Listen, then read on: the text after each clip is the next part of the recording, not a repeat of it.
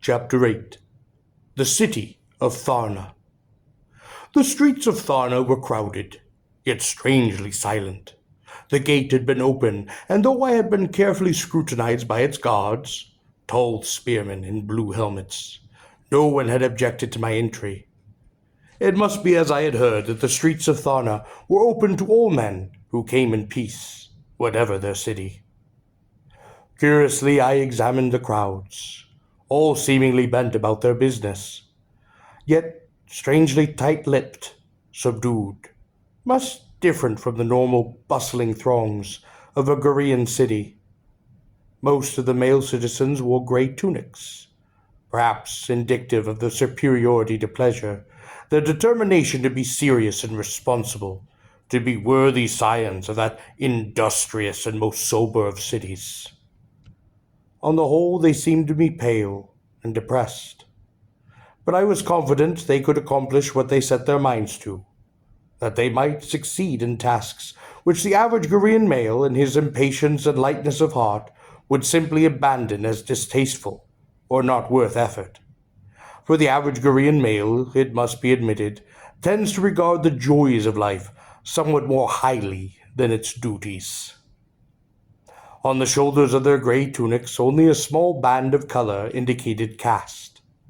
Normally, the caste colors of Gor would be in abundant evidence, enlivening the streets and the bridges of the city, a glorious spectacle in Gor's bright, clear air. I wondered if men in this city were not proud of their castes as well. Were they, on the whole, even men of castes as low as that of the tarn keepers, were intolerably proud of their calling?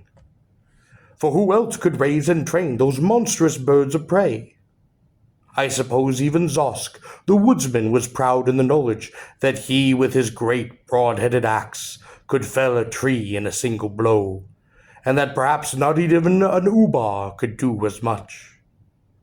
Even that caste of peasants regard itself as the ox on which the homestone rests. They could seldom be encouraged to leave their narrow strips of land, which they and their fathers before them had owned and made fruitful. I missed in the crowd the presence of the slave girls, so common in other cities. Usually lovely girls, clad in their diagonally striped slave livery of Gor, sleeveless, briefly skirted garments, terminating some inches above the knee, a garment that contrasts its violent with the heavy, cumbersome robes of the concealment worn by free women. Indeed, it is known that some free women actually envied their lighter-clad sisters in bondage. Free, though in wearing a collar, to come and go much as they pleased, to feel the wind upon the high bridges, the arms of a master who celebrated their beauty and claimed them as his own. I remembered that in Tharna, ruled by its tatriks, there would be few, if any, female slaves. Whether or not there were male slaves I could not well judge, for the collars would have been hidden by their gray robes. There is no distinctive garment for a male slave upon Gor, since, as it is said, it is not well for them to discover how numerous they actually are. The purpose, incidentally, of the brief garment of the female slave is not simply to mark out the girl in bondage, but in exposing of her charms, to make her, rather than her tree sister, the favored object of raids upon the part of the roving townsmen. Whereas there is status in the capturing of a free woman, there is less risk in the capture of a slave. The pursuit is never pressed as determinately upon their cases, and one does not have to imperil one's own life for a girl who might, once the robes of concealment have been cast off, turn out to have the face of an Urt and the temper of a Sleen. Perhaps I was most startled upon the silent streets of Tharna by free women. They walked in the city unattended, with an imperious step, the men of Tharna moving to let them pass in such a way that they never touched. Each of these women wore resplendent robes of concealment, rich in color and workmanship, standing out among the drab garments of the men. But instead of the veil common with such robes, the features of each were hidden behind a mask of silver. The masks were all of identical design, each formed in the semblance of a beautiful but cold face. Some of these masks had turned to gaze upon me as I passed, my scarlet warrior's tunic having caught their eye. It made me uneasy to be the object of their gaze, to be confronted by those passionless, glittering silver masks. Wandering in the city, I found myself in Tharna's marketplace. Though it was apparently a market day, judging from those numerous stalls of vegetables, the racks of the meat under the awnings, the tubs of the salted fish, the cloths and trinkets spread out upon the carpets before the seated cross-legged merchants, there was none of the noisy clamor that customarily attends the Gorean market.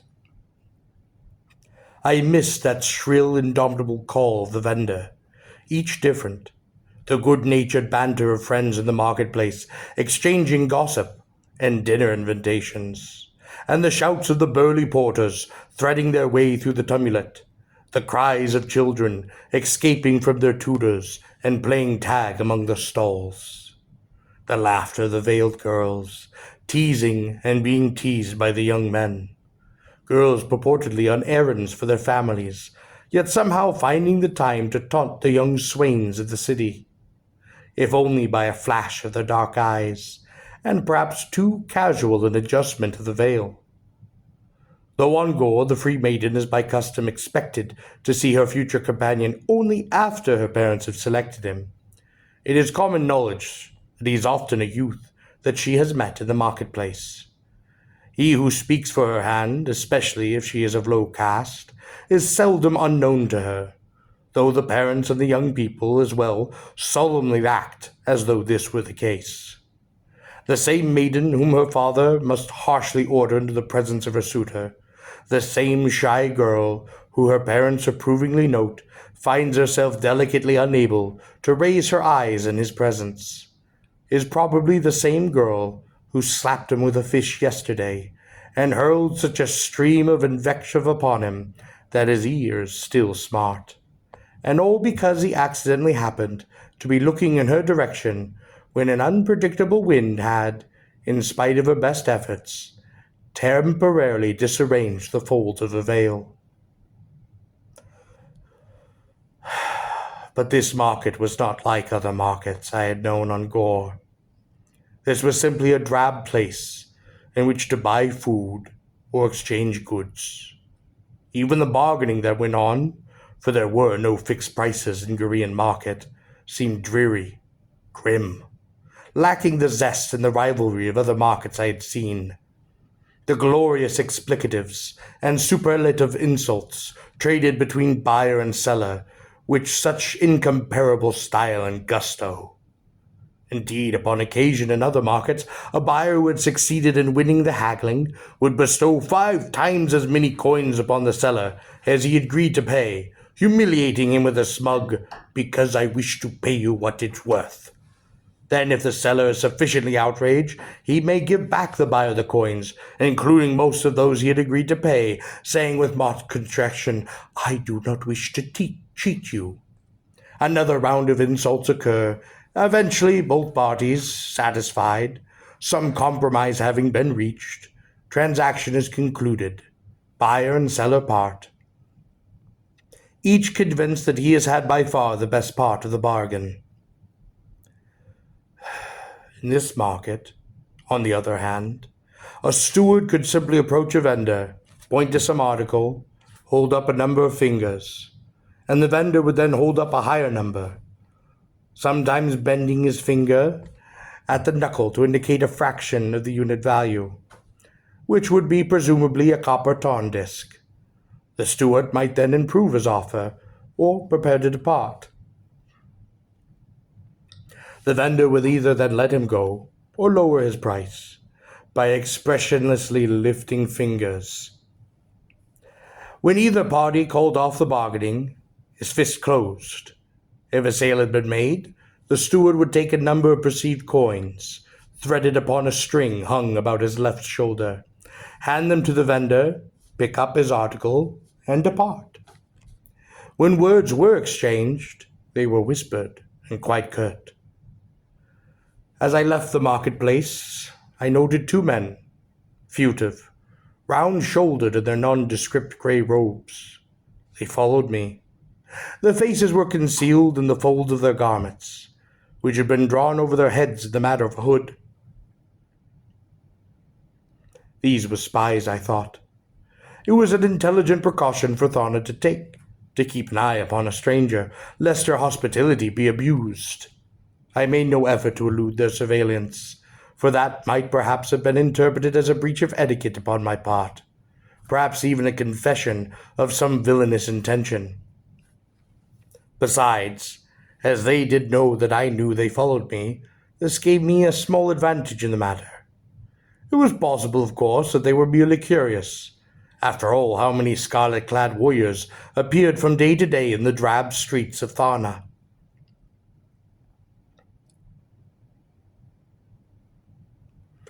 I climbed up to one of the tall towers of Tharna, wanting to look out upon the city. I emerged on the highest bridge that I could find. It was railed, as most Korean bridges, high or low, or not. Slowly I let my eye wander the city, surely on its people and their customs one of the most unusual upon Gor. Tharna, though a city of cylinders, did not seem to my eye as beautiful as many of the cities I had seen. This is perhaps the cylinders were on the whole less lofty than those of other cities. They were much broader, giving an impression of a set of squat accumulated disks. They were so different from the lofty forests of the sky-challenging towers, and the battlements distinct against most Korean cities. Moreover, in contrast to most cities, the cylinders of Tharma seemed excessively solemn, as if overcome by their own weight.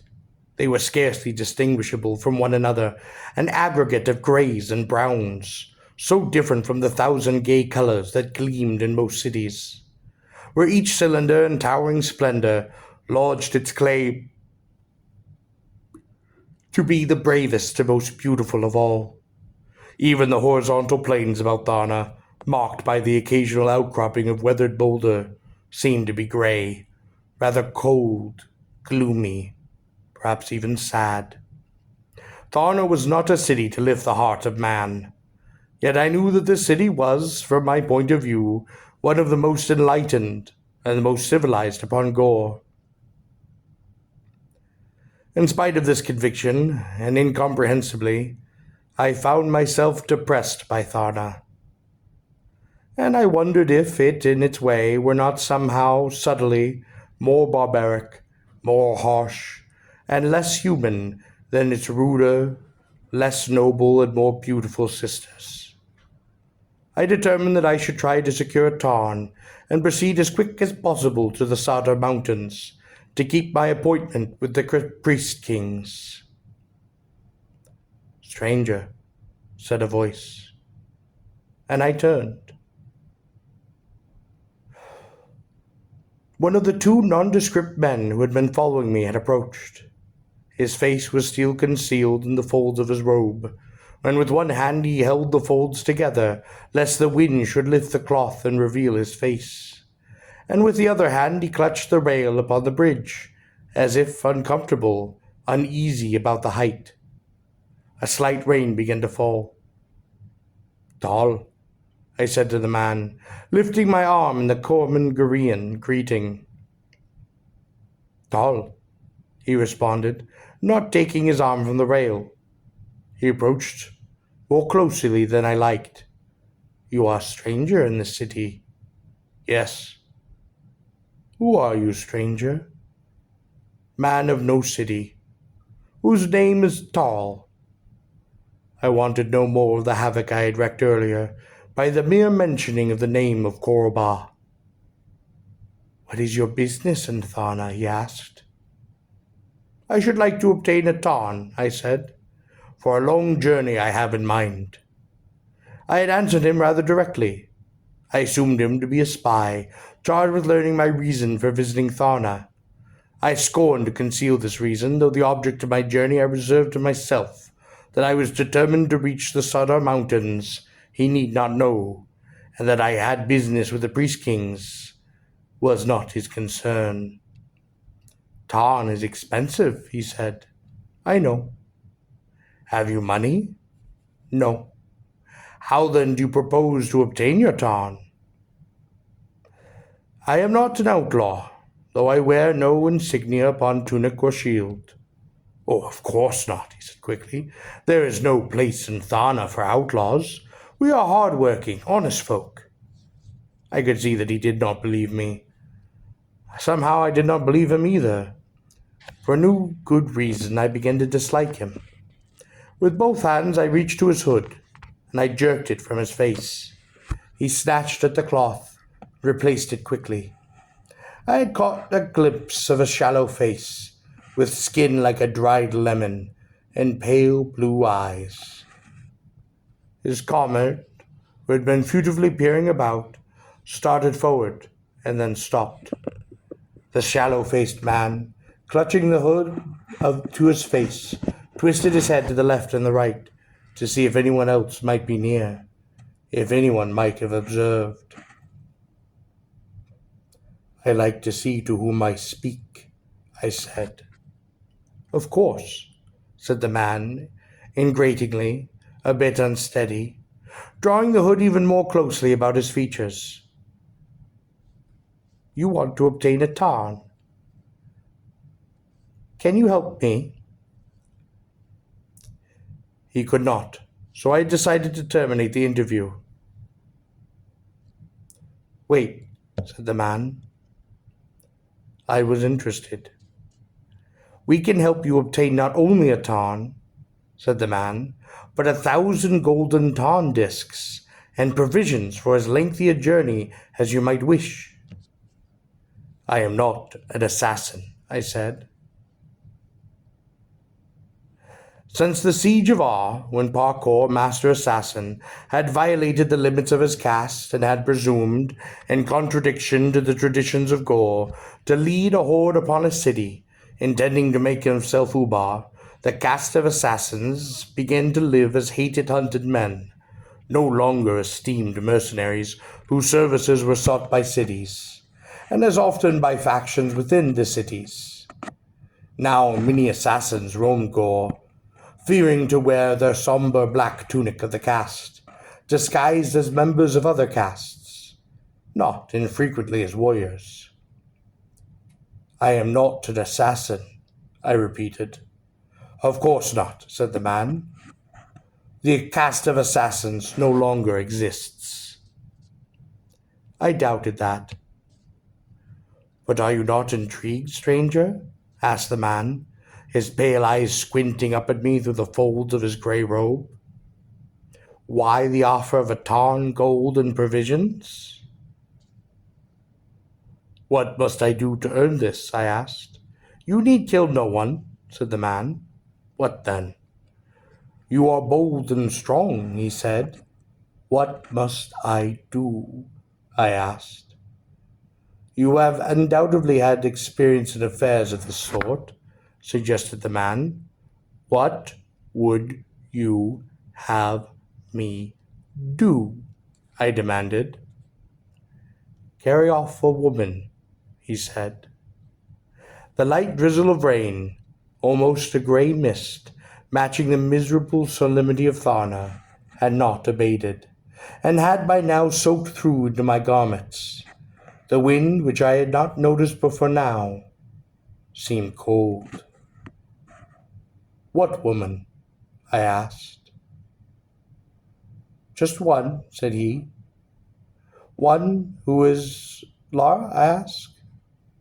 The Tatrix of Tharna, he said.